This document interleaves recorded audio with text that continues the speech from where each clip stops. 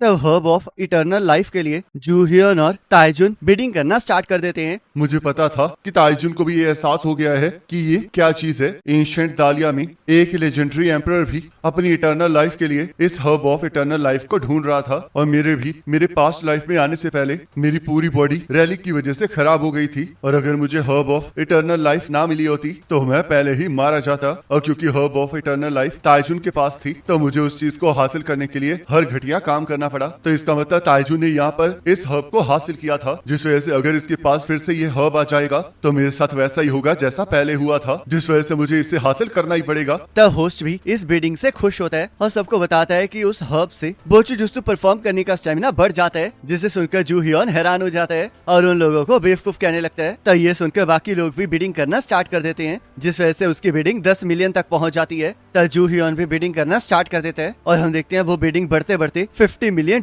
तक पहुंच जाती है, जिसके बारे में जूहियन ने कभी सोचा ही नहीं होता है। तो ताइजुन अचानक से उस बिडिंग को 100 मिलियन तक ले जाता है, जिस वजह से जूहियन के पास आयरन की मदद लेने के अलावा कोई चारा नहीं होता और वो जूहियन के कहने पर $150 मिलियन तक उस बिडिंग को ले जाती है, जिसे सुनकर सभी लोग शॉक हो जाते हैं। तो ताइजुन भी इससे फ्रस्ट्रेट हो जाता है और फिर से बिडिंग करना स्टार्ट कर देता है और वो बिडिंग $200 मिलियन तक पहुंच जाती है। तो ताइजुन का साथी सीवू उसे आगे बिडिंग करने से मना करने लगता है और उसे बताता है कि जो उसके अगेंस्ट बिडिंग कर रही है वो होल्टन फैमिली की यंगेस्ट डॉटर आयरीन है। पर ताइजुन को इससे कोई फर्क नहीं पड़ रहा होता, जिस वजह से वो बिडिंग को $220 मिलियन तक ले जाता है। पर सीवू उसे फिर से शांत करवाने लगता है क्योंकि उनके पास होल्टन फैमिली से ज्यादा पैसे नहीं होते हैं। तब आयरीन बिडिंग को $300 मिलियन तक ले जाती है और ताइजुन फिर से बिडिंग करने की कोशिश करने लगता है, पर सीवू उसे पकड़ लेता है और उसे शांत करने की कोशिश करने लगता है, जिस वजह से वो herb of eternal life Irene को मिल जाती है। तो थोड़ी देर बाद जूहियन और आयरीन ऑक्शन के सामान को पिकअप करने चले जाते हैं। इसके लिए तुम्हारा शुक्रिया आयरीन, पर इस वजह से तो तुम्हारे काफी सारे पैसे खर्च हो गए हैं ना। मुझे उसकी चिंता नहीं है क्योंकि तुम मेरी प्रॉब्लम को सॉल्व करने वाले हो। तो क्या तुम मेरे बैड लक को ठीक करने के लिए मुझे कोई टालिस्मान देने वाले हो? नहीं, मैं तुम्हें ऐसा कुछ नहीं देने वाला हूँ, बस तुमसे वो लेने वाला हूँ जो तुम्हारे पास पहले से ही है। तो क्या तुम्हें कोई ऐसी चीज याद है जो कि तुम्हारा पीछा कर रही हो, तो उसे मुझे दे दो। और अगर तुम ऐसा करोगी तो तुम्हारा मिस फॉर्च्यून गायब हो जाएगा। वैसे तो बैंकरप्सी रैली को तबाह करना ही काफी है, पर मुझे उसे रखने का मौका मिल रहा है तो ये बहुत अच्छी बात है। तो आयरीन को ऐसी कोई भी चीज याद नहीं आ रही होती जो कि उसका पीछा कर रही हो, जिस वजह से जूहियन को ये थोड़ा अजीब लग रहा होता है और वो आयरीन से पूछने लगता है कि क्या उसकी बॉडी के ऊपर कहीं टैटू अपीयर हुआ है, जिसे सुनकर आयरीन हैरान हो जाती है। तो ये बात है, अगर किसी की बॉडी के ऊपर टैटू अपीयर होता है तो इसका मतलब उसके पास पोजेशन रैलिक है। और सासाकी की आर्म के ऊपर भी जो टैटू था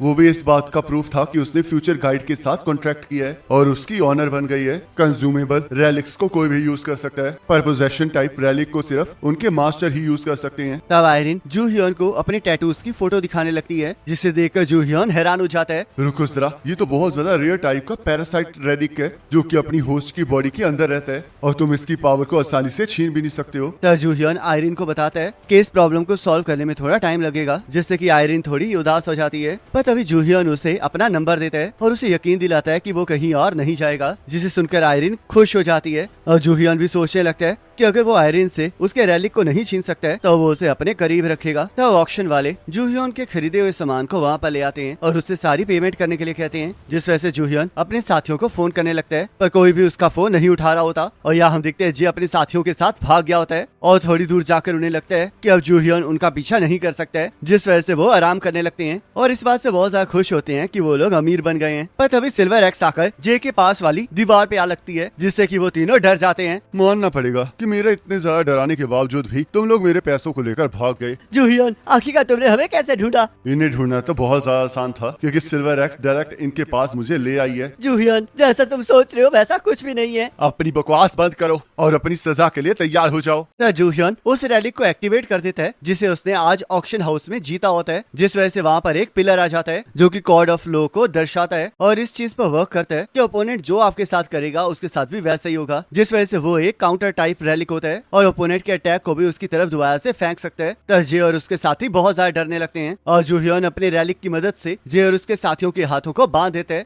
वैसे तो इस रैलिक की पावर आपको आपके एनिमी की अटैक को काउंटर करने का मौका देती है, पर हम इसकी मदद से टारगेट के फ्यूचर एक्शंस को भी रिस्ट्रिक्ट कर सकते हैं। तो जे और उसके साथियों को कुछ भी नहीं होता है, जिस वजह से उन्हें कुछ समझ नहीं आ रहा होता। तब जूहियन उन्हें बताता है कि उन्हें तब तक कुछ नहीं होगा जब तक वो उसे धोखा नहीं देंगे, और जिस दिन जे और उसके साथियों ने उसे धोखा दिया उस दिन उनकी बॉडी के टुकड़े टुकड़े हो जाएंगे, जिस वजह से वो तीनों जूहियोन का साथ देने के लिए तैयार हो जाती हैं। तब वो सभी लोग रूम में चले गए होते हैं जहाँ पर उन्होंने हर्ब ऑफ इटर्नल लाइफ को गमले से बाहर निकाल दिया होता है और हर्ब ऑफ इटर्नल लाइफ उन सभी को उसे वापस से गमले में डालने के लिए कह रहा होता है और धमकी दे रहा होता है कि अगर उन्होंने ऐसा नहीं किया तो वो उन्हें कर्ज कर देगा। तब जूहियोन ये काम जे और उसके साथियों को देता है ताकि वो उस पौधे से फ्रूट्स पैदा करवा सके। और हम देखते हैं जैसे ही जे हर्ब ऑफ इटर्नल लाइफ को हाथ लगाता है वैसे वो पौधा शांत हो जाता है, जिससे कि जूहियोन हैरान हो जाता है क्योंकि वो पौधा जूहियोन के हाथ नहीं आया होता और उसकी कोई बात नहीं सुन रहा होता। जिस वजह से अब जूहियोन को समझ में आ जाता है कि herb of eternal life human affinity से काम करता है, पर जूहियोन की एफिनिटी कम होती है, जिस वजह से वो रैलिक उसकी बात नहीं मान रहा होता। तब जूहियोन का फोन बजने लगता है और उस नंबर को देखकर उसे एहसास हो जाता है कि वो ताएजुन का ही नंबर है और उसे ये भी एहसास हो जाता है कि अगर उनके पास जूहियोन का नंबर है तो उन्होंने जूहियोन के बारे में सब कुछ पता कर लिया है। तो जूहियोन ताएजुन से बात करना स्टार्ट कर देता है, जहाँ ताएजुन उससे हर्ब ऑफ इटर्नल लाइफ के बारे में बात करना चाह रहा होता है, पर जूहियोन उसके रिलेटेड कुछ भी डिस्कस करने से मना कर देता है और फोन को काट देता है, जिस वजह से ताएजुन को गुस्सा आने लगता है और सीवू कहने लगता है कि वो कंपनी रैलिक का इस्तेमाल करके हर्ब ऑफ इटर्नल लाइफ को उसके पास ला कर रहेगा, क्योंकि उसे लग रहा होता है कि जूहियोन कोई मामूली पर्सन है और वो उससे उस रैलिक को लाके ताएजुन के सामने अपने नंबर बना सकते हैं। तब जूहियोन एक बार में बैठा होता है। सिल्वर एक्स को रिएक्ट करते हुए कुछ दिन हो चुके हैं, जिसका मतलब मेरे ऊपर इन्वेस्टिगेशन स्टार्ट हो गई है, पर मुझे नहीं लगा था कि उन्हें इतना ज्यादा टाइम लग जाएगा, जिस वजह से अब मैं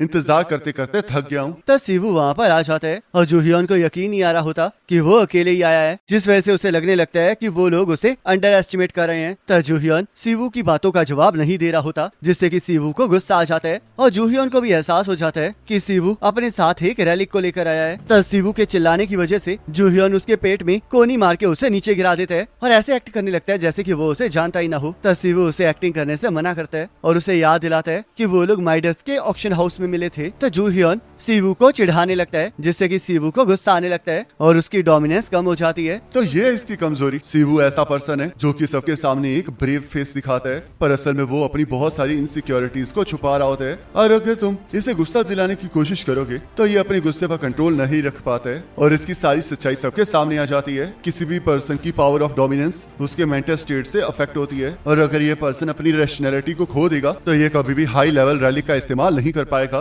तब जूहियोन ताएजुन का भी मजाक उड़ाने लगता है, क्योंकि वो लोग हर्ब ऑफ इटर्नल लाइफ को हासिल करने के लिए बहुत ज्यादा डेस्परेट होते हैं, जिसे सुनकर सीवू को और ज्यादा गुस्सा आ जाता है और वो अपने रैलिक से जूहियोन के ऊपर हमला कर देता है, पर वो रैलिक एक्टिवेट ही नहीं होता है, जिस वजह से जूहियोन उसे पकड़कर उसके सिर को काउंटर पे दे मारता है और कहने लगता है कि उस जैसा बंदा जो कि अपनी डोमिनेंस को नहीं संभाल सकता है वो कभी भी रैलिक का इस्तेमाल नहीं कर सकता। जिस वजह से सीवू ये सुन के बहुत ज्यादा हैरान होता है कि जूहियोन को रैलिक के बारे में पता है, और जूहियोन कहने लगता है कि अब वो उस रैलिक का भी ध्यान रखेगा जो कि अभी अभी सीवू ने उसे दिया है। तब जूहियोन सीवू को पकड़ के उस रैलिक से बात करने लगता है, और क्योंकि जूहियोन की डोमिनेंस स्ट्रांग होती है तो वो रैलिक उसे अपना ओनर बनने के लिए अप्रूव कर देता है। तब जूहियोन उस रैलिक के पाउडर को सीवू के ऊपर फेंक देता है, जिससे कि सीवू बहुत ज्यादा डर जाता है। ये वुडो प्रीस्ट ज़ॉम्बी पाउडर है, जो कि एक ए रैंक पोजेशन रैलिक है। वुडो को लगता था कि जो लोग पाप करते हैं उन्हें ज़ॉम्बी बना के पनिश करना चाहिए, तो इसलिए अगर तुम इस पाउडर को टच कर लेते हो या फिर इनहेल कर लेते हो तो तुम टेम्परेरीली अपने होशो आवाज को खो के ज़ॉम्बी में कन्वर्ट हो जाते हो। और अब जब सीवू अपने ही रैलिक के हाथों ज़ॉम्बी बन गया है तो कुछ टाइम के लिए ताएजुन मुझे नहीं ढूंढेगा। तब थोड़ी देर बाद ताएजुन देखता है कि सीवू को जेल में बंद कर दिया गया है, क्योंकि वो सड़क पर ज़ॉम्बी बन के घूम रहा था, जिस वजह से ताएजुन उसे छोड़ के उस रैली को वापस लाने के लिए कहता है जो कि उन्होंने सीवू को दिया था। पर तब ताएजुन के साथी उसे बताते हैं कि उन्हें सीवू के पास से कोई रैलिक नहीं मिला है, जिस वजह से ताएजुन को एहसास हो जाता है कि इसके पीछे जूहियोन का ही हाथ है। तो इसलिए वो अपनी अटर्नी को वहाँ पर बुलाने लगता है, क्योंकि अब उसकी स्ट्रेटेजी को चेंज करने का टाइम आ चुका होता है। तो यहाँ जूहियोन और उसके साथी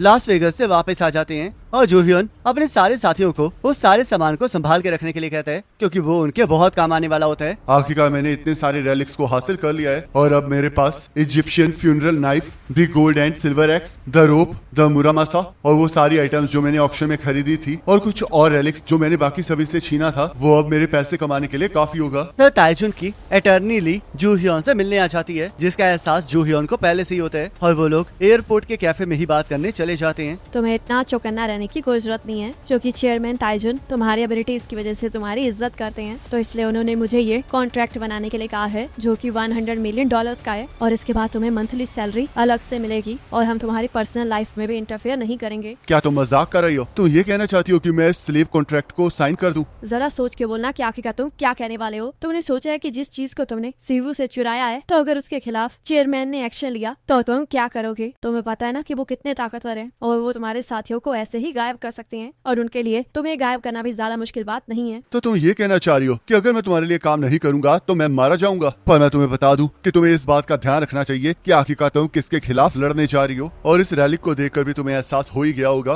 कि यहाँ से गायब तुम होने वाली हो। क्या तुम मजाक कर रहे हो? तुम इस ज़ॉम्बी पाउडर को क्राउडेड एरिया में यूज नहीं करोगे। सच में तुम्हें ऐसा लगता है? तब जूहियन उस रैली के ढक्कन को खोल देता है, जिस वजह से ली पीछे की तरफ चली जाती है और अपने रैलिक की मदद से जूहियन के ऊपर हमला कर देती है। पर तभी जूहियन अपने कोड रैलिक को एक्टिवेट कर देता है, जिस वजह से ली का हमला उसके ऊपर ही दोबारा से जा लगता है और सभी लोगों को लग रहा होता है कि वहाँ पर कोई परफॉर्मेंस चल रही है। तब जूहियन उसके ऊपर ज़ॉम्बी पाउडर को फेंक देते हैं, जिस वजह से एयरपोर्ट की सिक्योरिटी वहाँ पर इकट्ठी होने लगती है, क्योंकि अब ली ज़ॉम्बी बन के लोगों के ऊपर अटैक कर रही होती है। तब ताइजुन भी वहाँ पर होता है और ये सब कुछ देख के बहुत ज्यादा फ्रस्ट्रेट हो गया होता है। और यहाँ दूसरी तरफ जूहियन को ली के पास से एक कंज्यूमेबल रैलिक मिल गया होता है, जो कि रैंक बी का रेयर टाइप का रैलिक होता है और जूहियन उसे 50 बार और यूज कर सकता है। तब जूहियन को फिर से क्रो की आवाज सुनाई देने लगती है और वो क्रो से कहने लगती है कि उस जगह पर खतरा है। तब जे को समझ नहीं आ रहा होता कि आखिरकार जूहियन ऊपर की तरफ क्या देख रहा है, जिस वजह से जूहियन को एहसास हो जाता है कि उसके अलावा कोई भी क्रो की आवाज नहीं सुन सकता है। और तब क्रो जूहियन से कहने लगती है कि उसे जल्द से जल्द उसके पास आ जाना चाहिए, पर जूहियन इससे मना कर देता है, क्योंकि उसे बिल्कुल पसंद नहीं आ रहा होता कि कोई रैलिक उसे ऑर्डर दे रहा है और उसकी हरकतों को देखकर जे को कुछ समझ नहीं आ रहा होता। तब क्रो जूहियन को बताने लगती है कि वो बाद में पछताने वाला है, जिस बात पर जूहियन को कुछ समझ नहीं आता है। और तब ताइजुन खुद जूहियन से मिलने वहाँ पर आ जाता है, जिसे देखकर जूहियन हैरान हो जाता है। तब जे जैसे ही ताइजुन से बात करने लगता है, वैसे ही ताइजुन अपनी पावर से उसे चुप रहने के लिए कहता है, जिससे कि जे और उसके साथियों को जोर का झटका लगता है और ताइजुन इससे खुश होने लगता है। और इसी के साथ ये एपिसोड खत्म हो जाता है। अब नेक्स्ट एपिसोड का लिंक आपकी स्क्रीन पर आ रहा होगा, उस पर क्लिक करके अगले एपिसोड को देख सकते हो।